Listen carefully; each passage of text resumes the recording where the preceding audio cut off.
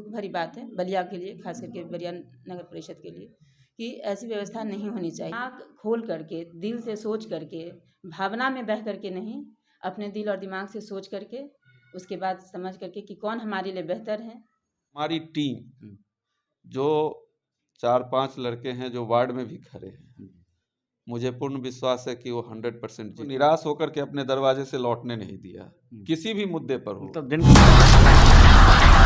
तो नाविक की धैर्य परीक्षा क्या जब प्रतिकूल ना हो।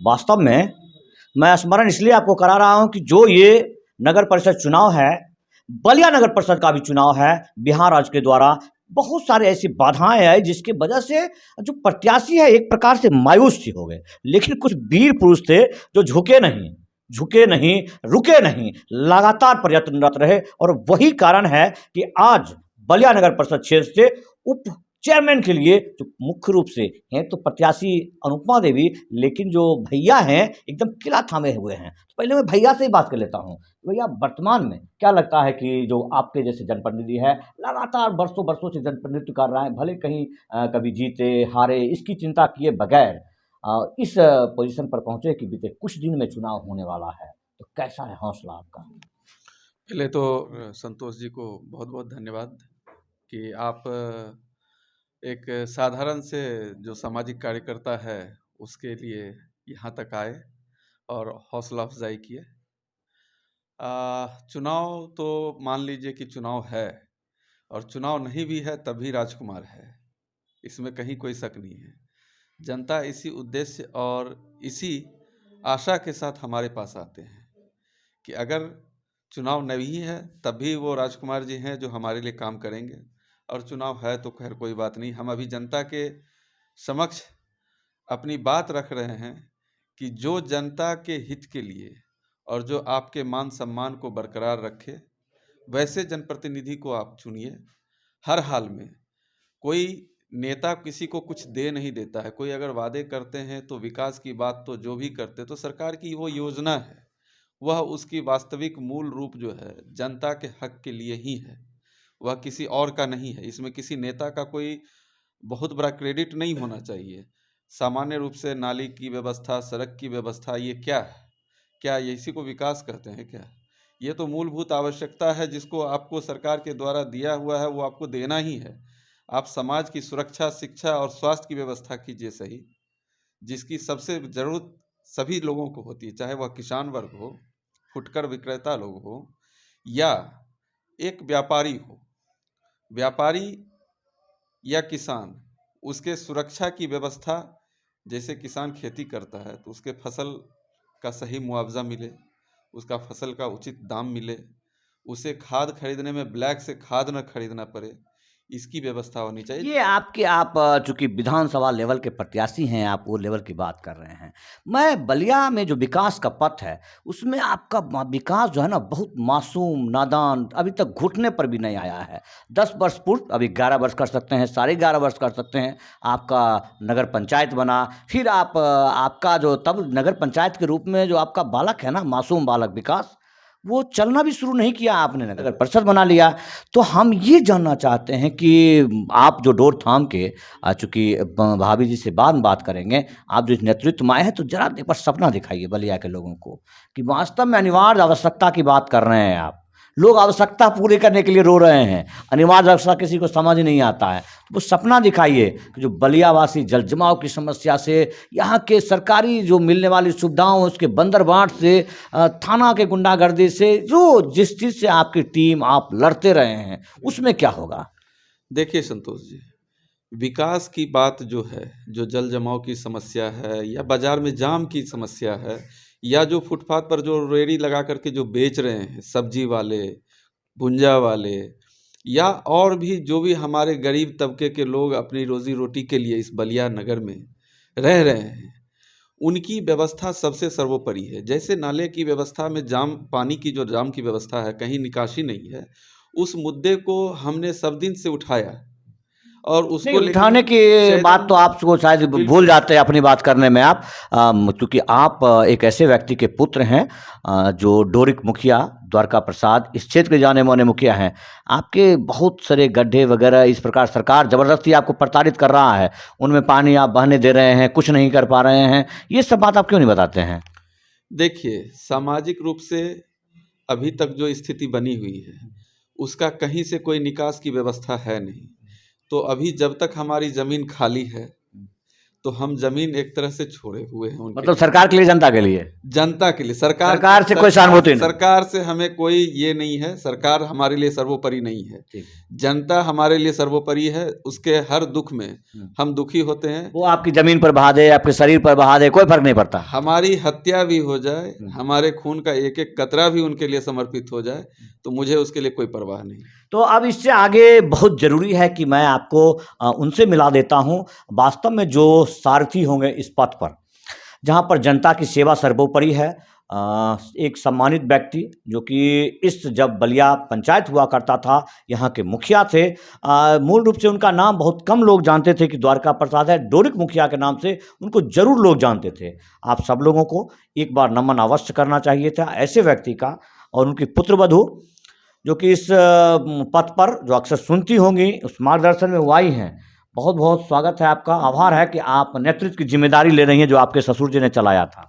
तो क्या लग रहा है आपको कि वास्तव में आदि आबादी का अधिकार जो कहता है वो देने के लिए घर से निकलना पड़ेगा? मुखिया जी के दहलीज के अंदर रहने से काम नहीं निकल पाएंगे क्या आप? जी जरूर निकल पाऊंगी। एकदम निकल पाएंगे जी बिल्कुल। जो खास करके जो बलिया में है, मुझे लगता है कि 70% से 80% की आबादी वो हैं जो मजबूरी बस दहलीज में नहीं रह पाती हैं, लेकिन ना उसके पास कोई आसरा है, ना कोई श्रेय है, फुटकर विक्रेता हैं, रोज़ उनके लिए ना शौचालय है इस बलिया नगर पंचायत में। लेकिन महिलाओं के दर्द को तो आप समझती होंगी शायद? जी बिल्कुल, बहुत अच्छे से समझ सकती हूँ इस दर्द को। और मैं आगे जब यहाँ की जो हमारी बलिया की जनता है, अगर मुझे चुन करके उस प्लेटफॉर्म तक अगर मुझे भेजती है, तो मैं अपने तरफ से पूरी कोशिश करूँगी, पूरे प्रयास मेरा रहेगा कि उनके सभी एक एक छोटे से छोटे उनकी परेशानियों को मैं ध्यान में अभी भी रखी हुई हूँ। क्योंकि जो जहाँ मैं आज भी जो अपने क्षेत्र में गई थी, तो मैं देखी कि बहुत सारे जो निम्न वर्ग के लोग हैं काफ़ी दुखी थे। वो तो वोट के नाम से ही मतलब पीछे कि हम वोट नहीं देना चाहते हैं, क्योंकि लोग आते हैं मिल के चले जाते हैं और फिर वापस आते नहीं हैं पलट कर देखने। जब जीत जाते हैं तो पलट कर देखने नहीं आते हैं। तो इन सब चीज़ों से लोग बहुत दुखी थे।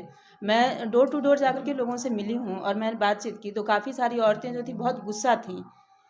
तो हम आपसे या सरकार से या यहाँ के व्यवस्था से? यहाँ की व्यवस्था से। नगर पंचायत था, अब नगर परिषद हो गया, उस बलिया के व्यवस्था से गुस्से में थे?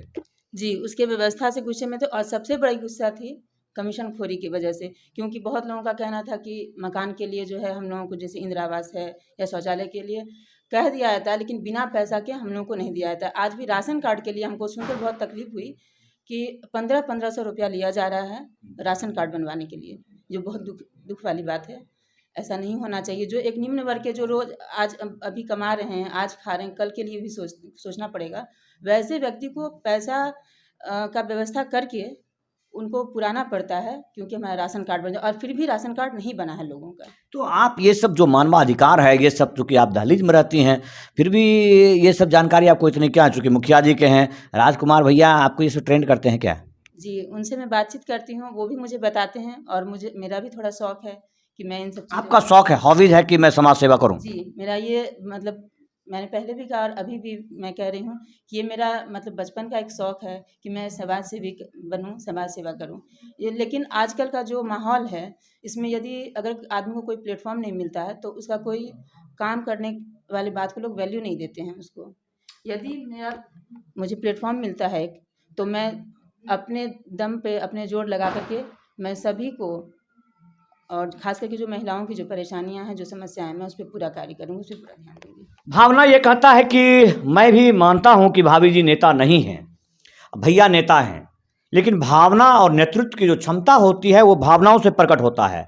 मैं आपको स्मरण कर दूं, आधा घंटा पहले मैं एक अधिवक्ता जन, एक बड़े जनप्रतिनिधि जो कि यहाँ के पूर्व प्रमुख रहे हैं, जब उनसे बात कर रहा था तो मुझे जो ज्ञात हुआ, मेरा रोम रोम सिहर गया जब ये पता चला मुझे कि इस बलिया नगर पंचायत परिषद क्षेत्र में जहाँ पर कि अधिवक्ता संघ है उनका चुनाव हुआ है और वहाँ कुछ महिला वकील भी हैं जो कि समाज से सबसे प्रबुद्ध और सबसे पढ़े लिखे लोगों में आते हैं, जिनके नाम के पीछे काबिल लगाना अति आवश्यक हो जाता है और उनके लिए शौचालय की व्यवस्था नहीं है। मैं जो कह रहा हूँ इस बात को समझ रहे हैं आप कि आप चूंकि सौभाग्य है आपका कि आपको ऐसी व्यवस्था मिला जहाँ पर आपके लिए सारा कुछ सुविधा है, लेकिन एक अधिवक्ता जब उनके लिए नहीं है तो उन लोगों के लिए तो बड़े सिरे से लड़ना होगा आपको। जी, बहुत गंभीरतापूर्वक इस पे ध्यान देना पड़ेगा।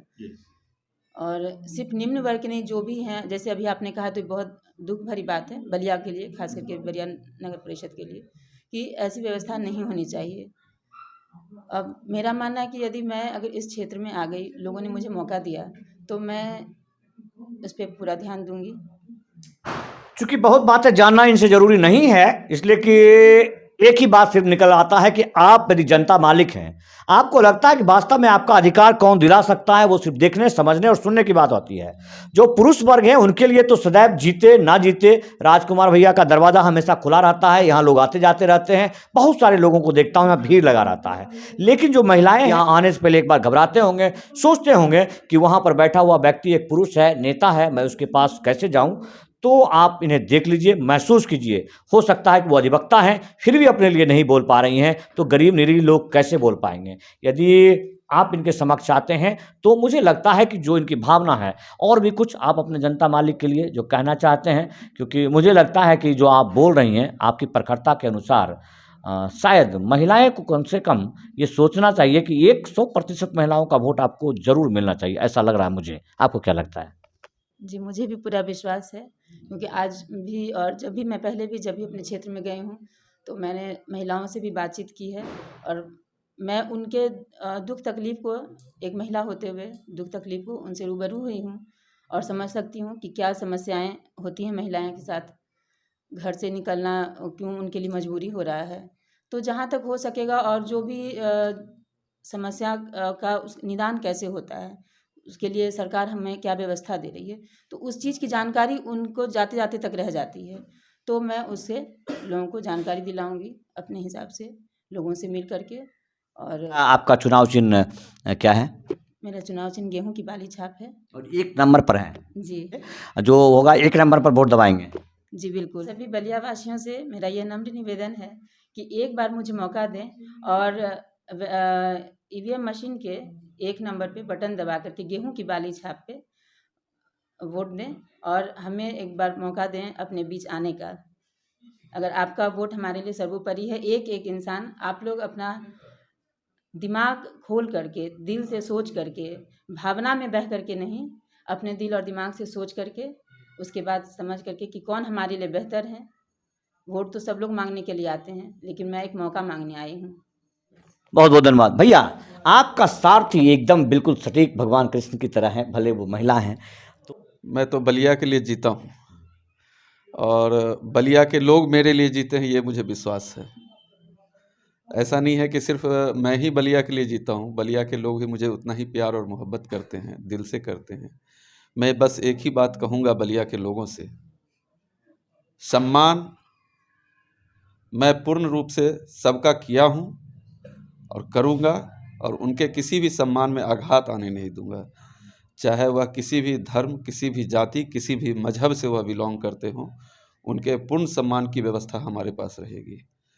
कोई भी राजनीतिक पार्टी या कोई भी नेता किसी को देता क्या है? विकास के वादे। तो विकास तो हम करेंगे ही, हम तो लड़के लेते हैं विकास, तो फिर तो विकास जब हमारे हाथ में अगर ताकत होगी, क्षमता होगी कलम की, तो विकास तो हम खुद ही करेंगे। लेकिन जो सम्मान की बात है, वह सम्मान सबको नहीं मिल पाता है, यह बहुत दुख है। क्योंकि नगर परिषद में तो मैंने देखा है कि एक गरीब तबके के लोगों का सुनने वाला कोई नहीं है। वह महिलाएं या बच्चे रोते रहते हैं और उसका काम नहीं होता। एक मृत्यु प्रमाण पत्र के लिए पैसा, एक आवासीय के लिए पैसा, जाति के लिए पैसा, जन्म प्रमाण पत्र के लिए पैसा, हर जगह ये क्या है, किस स्थिति में है, ये नहीं चलेगा। और वो जनता के लिए वह जनता का दरबार होगा, वह किसी पदाधिकारी और किसी नेता का दरबार नहीं होगा। उनके लिए वह वहाँ कुर्सी होगा, वह बैठेंगे, उसके बाद उनको पानी दिया जाएगा, चाय दिया जाएगा, उसके बाद उनसे उनकी समस्या पूछी जाएगी। और समस्या पूछ कर करके सिर्फ दबा के रखना नहीं है, उसको उठा के पढ़ना है और समाधान कैसे होना है उसके समाधान को हर हाल में करके देना है, क्योंकि वह आपके पास उम्मीद लगा करके एक विश्वास के साथ आया है। तो जिस विश्वास के साथ मैं जनता के बीच रूबरू होता हूँ, मुझे लगता है जनता भी मेरे साथ विश्वास के साथ खड़ी है और पूर्ण बहुमत के साथ गेहूं की बाली के छाप पर उप चेयरमैन में क्रम संख्या 1 पर बटन दबाएंगे और अपार मत से जीतेंगी।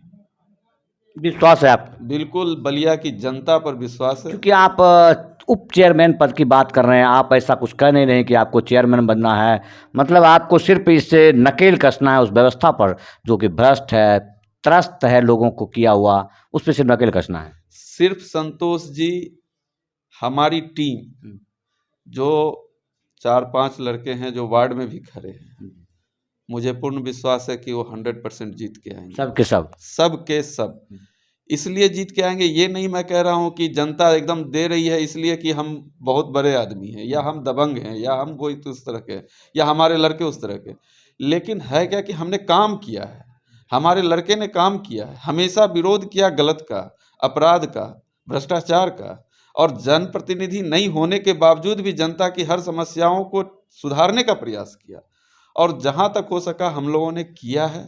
तो उस आधार पर जनता हम लोगों को अपने सर पे बिठाने के लिए तैयार है कि आप हमारे ही जनप्रतिनिधि बनिए।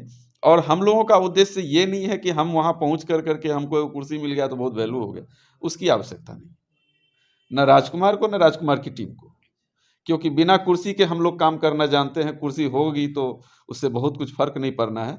सिर्फ ये है कि जो अंदर में बैठा हुआ भ्रष्टाचारी है और जो गलत लोग हैं, करप्शन से लिप्त हैं, उसके करप्शन को रोकना और आम जनता के आंसू को रोकना कि आप आए तो आपकी बात को सुनने वाला वहां होना चाहिए, ना कि आप पर डिक्टेटरशिप करने वाला होना चाहिए। सीधा स्पष्ट है, आपकी बात को सुने और उसका समाधान, कुछ नहीं चाहिए मुझे।